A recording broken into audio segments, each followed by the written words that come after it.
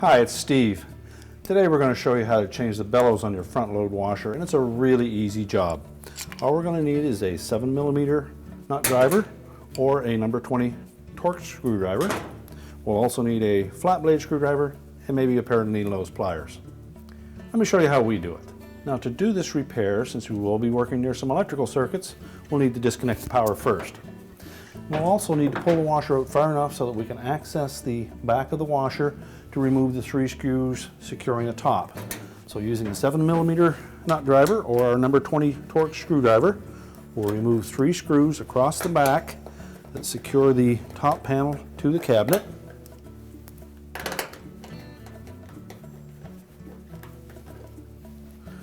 Then just pull that top panel back about 1/2 inch, then lift it up and remove it.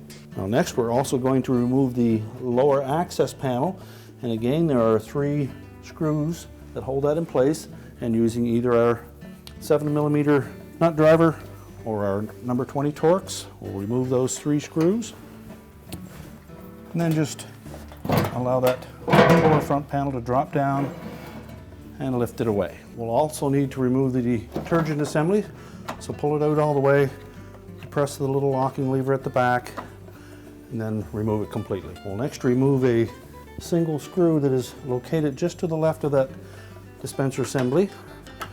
And again, it's the number 20 Torx screw. And that's a little bit longer screw, so remember where that one was positioned.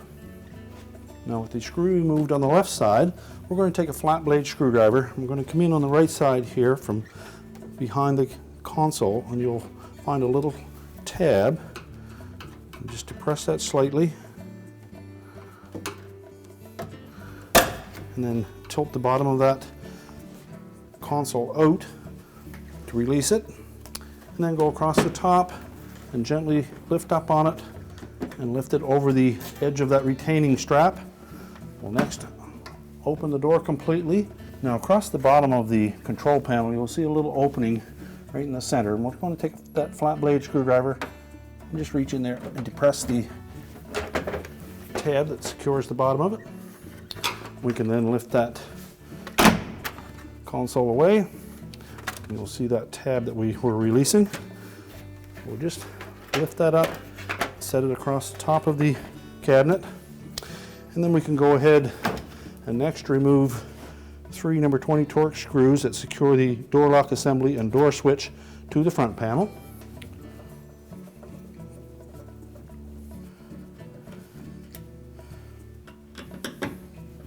Next, we're going to remove the spring clamp from around the front of the bellows. And down in about the 6 or 7 o'clock position, you'll find a spring. Now once you've located that spring, you'll see that there are 2 oval ends on that clamp that attach to the spring. So just take our flat blade screwdriver, hook it into one of those oval openings, stretch the spring enough that we can pull that clamp free of the bellows. We'll set that aside so that we can reuse it later. And then we're going to pull that bellows away from the front panel and then just tuck it in behind for now. We can close that door up, and then we're going to remove 2 screws at the bottom that secure that front panel to the cabinet, as well as 2 more at the top. And again, we can either use our number 20 Torx screwdriver or our 7mm nut driver. We suggest you take the bottom ones off first,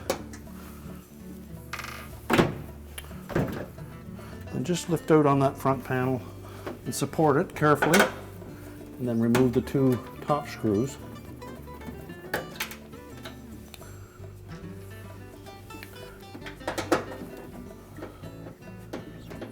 Remember to support that whole assembly as you remove the screws.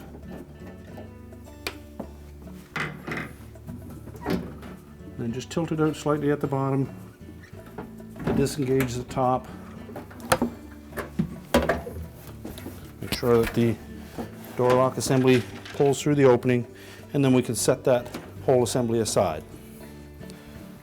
Now to remove that bellows from the water inlet. I just want to carefully roll that off, but support that tube so that we don't damage it.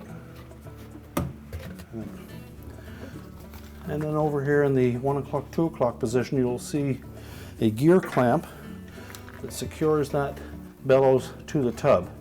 Now it's a 7mm clamp, so we'll get our nut driver on that, or if you can't get the nut driver on it, use a 7mm socket and ratchet. Now to make access a little easier, I'm just going to lift this door lock assembly off of its holder. There's a couple little arrowhead fasteners. You just lift them up out of those 2 slots, and we can tilt that down out of the way. So loosen that clamp sufficiently that I will pull out of the channel around that bellows. You'll probably find that the bellows is going to pop off at the same time, and you can peel the clamp off.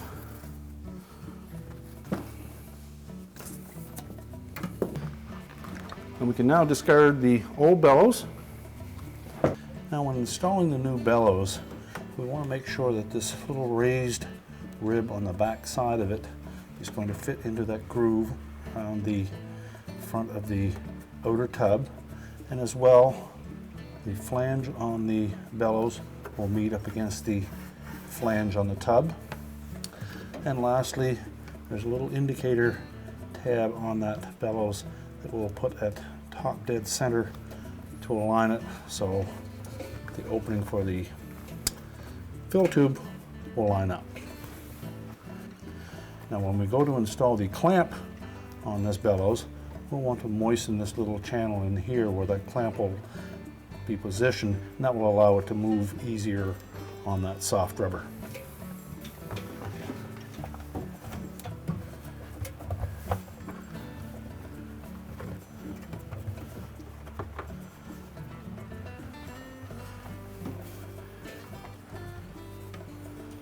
Now that we have the bellows properly positioned on the outer tub, we can go ahead and replace the clamp.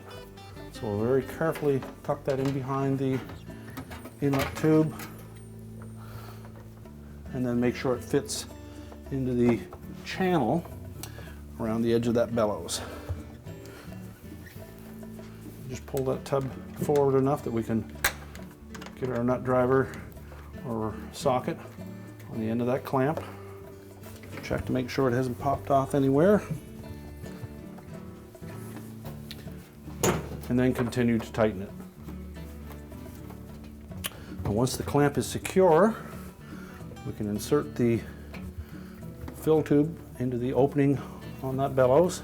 Now when fitting the bellows over this water inlet tube, you can just moisten that inside of that opening a little bit to make it slide on a little easier. Make sure it's nice and tight all the way around and that we haven't got any twists in it. And then we can proceed to the front panel. We'll next reposition that door lock assembly, and then we can put the front panel back on. Now when reinstalling the front panel, we're going to tuck these 2 little ears up under the cross piece on the top.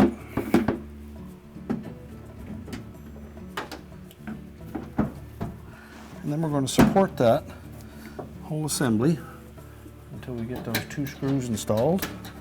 Now with the 2 top ones in place, we can then install the 2 bottom corners. And we can also install the lower access panel. Now we need to make sure that the lip on the top of that access panel fits up in behind the bottom of the front panel. Then we'll install that center screw first, just to support it, and then the 2 outside ones. Now next we'll open the door up, and then we're going to position that door lock and door switch assembly through the opening in the front panel. Make sure that it's lined up perfectly. And we'll take those 3 screws with the small flat washers on them and install those and tighten those securely. Next we're going to pull that bellows out through the opening, and we want to make sure that we have the profile tucked around that lip on the front panel. And then we'll need to make sure that the flat portion of this gasket lays flat against the front panel. Now once we've verified that it's laying flush there, we're next going to put that spring clamp into that groove where the flat flange meets that edge of the bellows.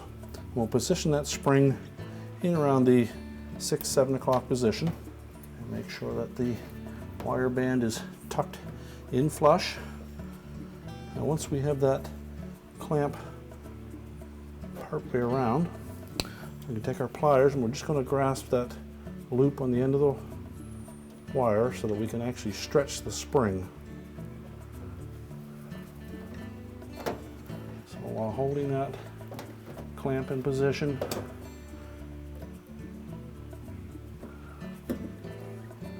stretch the spring, and that will allow us to fit the rest of it around the bellows.